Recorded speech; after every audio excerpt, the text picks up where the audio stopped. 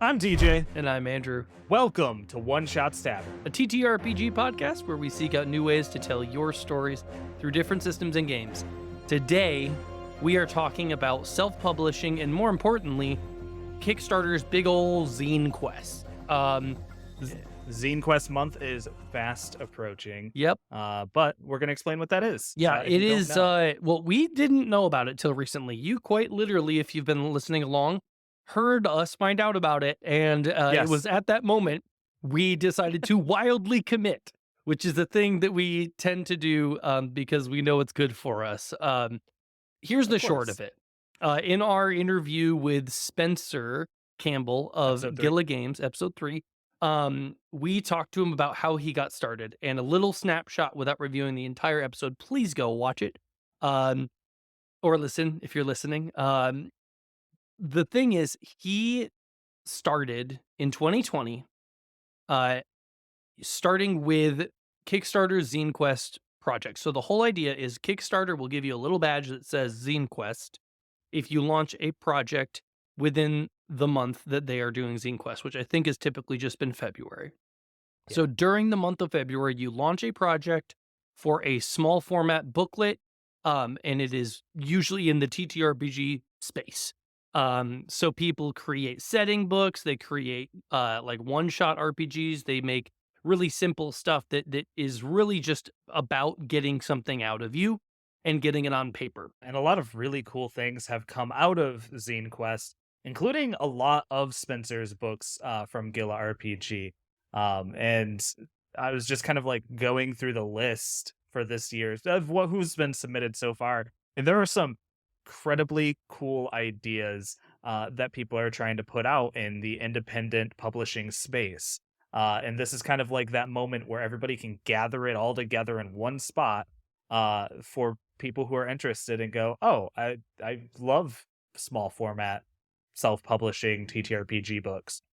There's everything from settings, as Andrew said, to entirely new complex rule formats, which is awesome. Yeah, and I think that the personal piece for us is in case you hadn't picked up on it yet, we're both launching our own individual projects for it, which we'll be doing some more content on that in the future if you haven't already heard about it. But basically, it came down to DJ and I both have spent years as GMs making so much homebrew content because you do. You love the game, you're a GM, you want a compelling story, and then you run into the rules.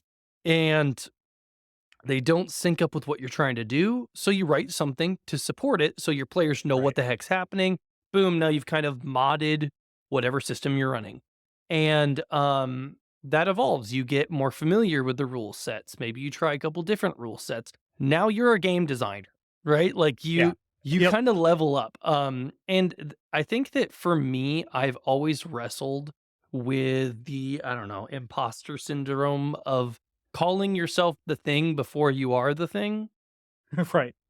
But like, and don't get me wrong, it can be done the wrong way. And you can just be like, I literally years ago put out a big old blog post, jumping 2 feet first into blog writing, saying I'm a writer. And it was the only blog post I ever put out.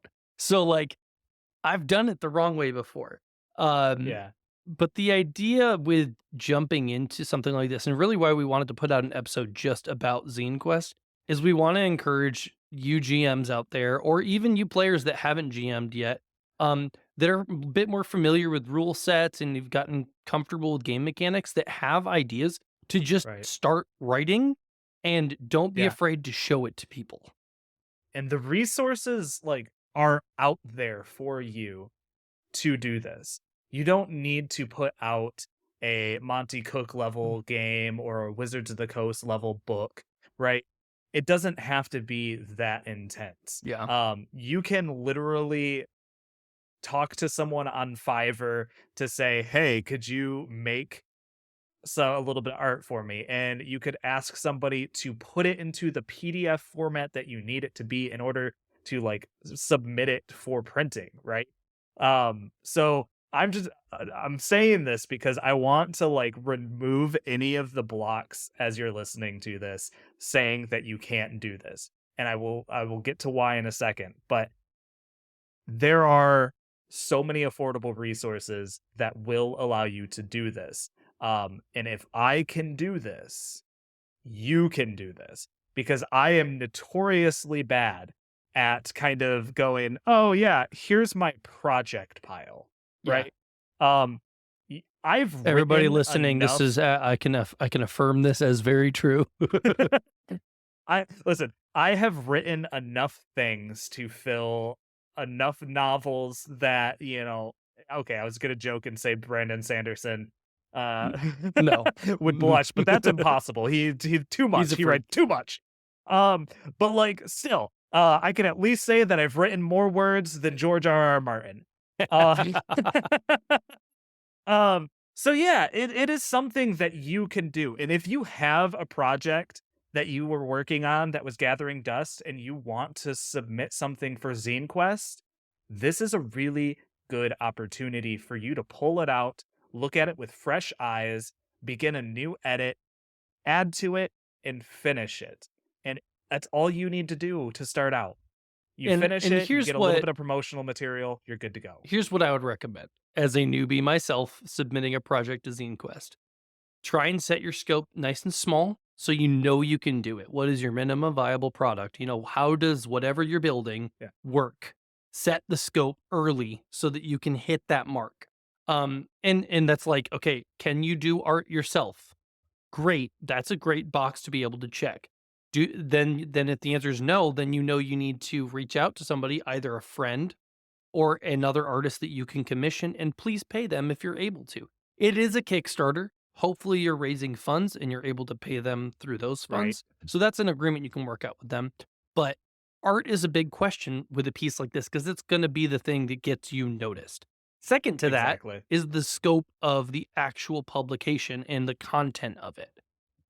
You want to set the scope as reasonable as possible, but not so slim that it lacks any meat on the bones. For example, without getting into the details yet, I'm doing a full I'll explain more later on what that actually means, but I'm doing a full rule set, whereas DJ is doing a setting. Um, Right. that is because of what projects we already had stewing in us and what felt appropriate in terms of scope that we knew we Mhm. could accomplish based on what we had already created and started working on. So once you have that set, you can actually get started.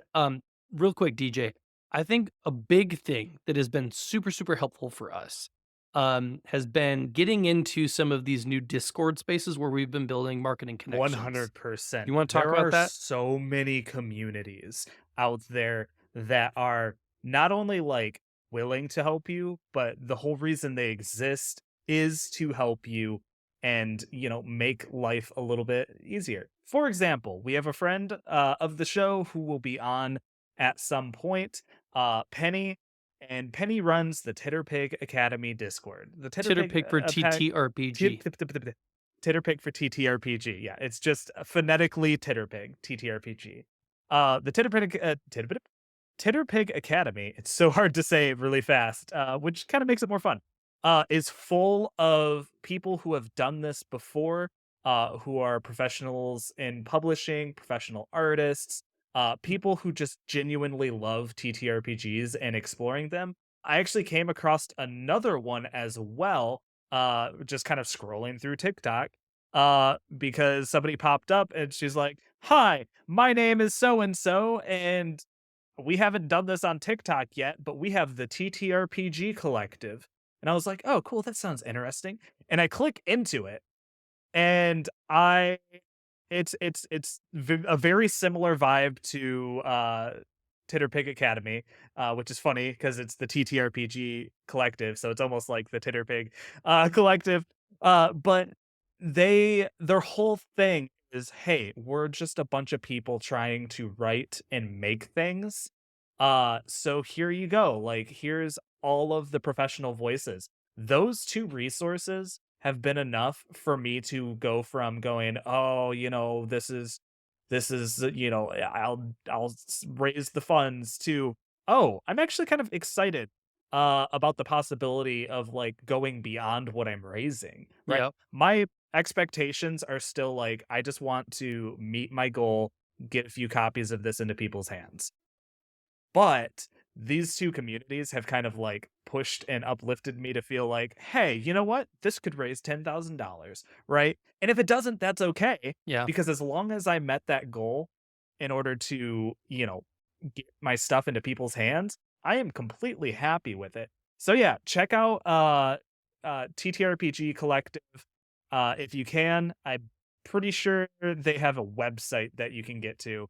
And We'll try then and throw some links. Academy as well. Yeah, we'll throw some links in, because they're super friendly people, they're super accepting and loving people, and a lot of them have become some of my really, like, close friends, Yeah, and in a we've really been short able amount of time. to connect with not only people in those discords, also GMs over in Start Playing Games Discord. Yep.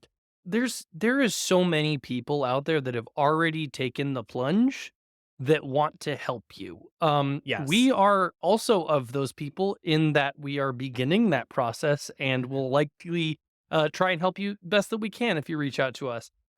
But all that to say, okay, maybe you're like, who cares? I don't really want to publish anything right now. Cool. Let's talk to you for a second. This is a great opportunity to find some amazing projects to back.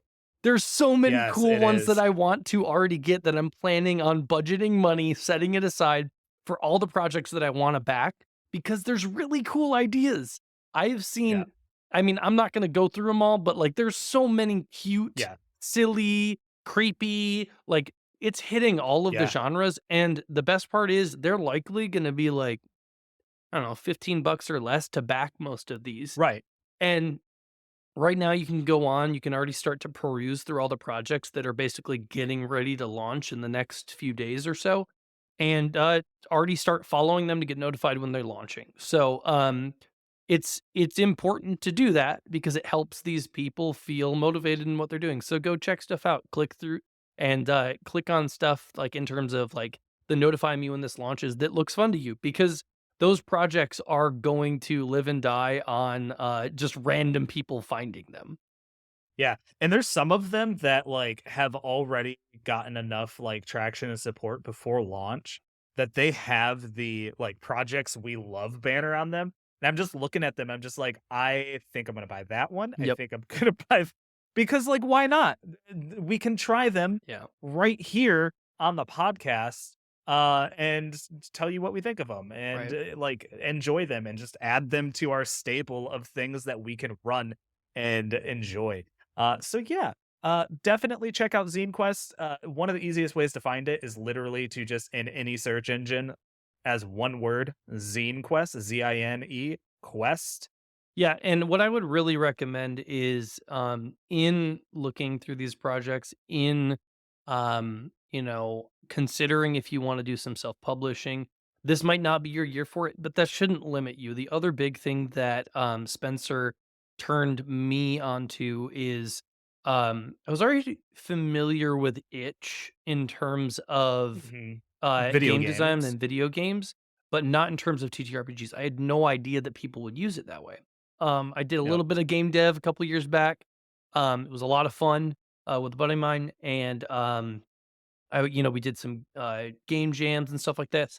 The idea of a game jam is like beautiful and important, and I've seen Spencer do game jams on some of his larger projects as well. He's done like a game jam for his release of Hunt, that game right there.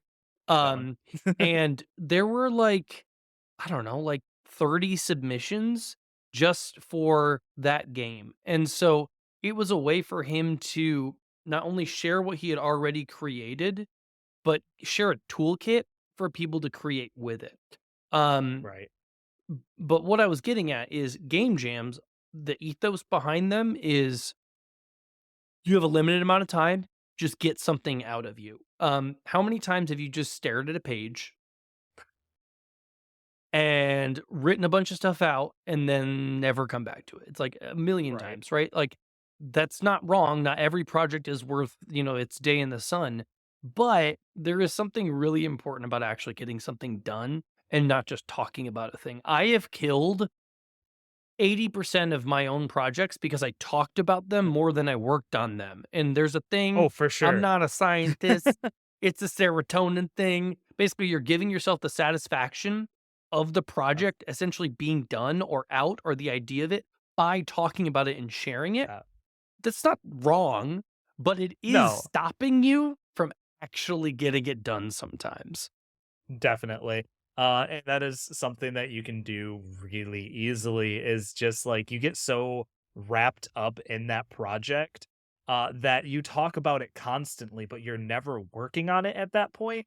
And that actually kind of happened to me with this project back when I originally started writing it. Uh, so we'll talk more about that in another episode, of course. So you're listening Mhm. to essentially part 1 of the ZineQuest trilogy.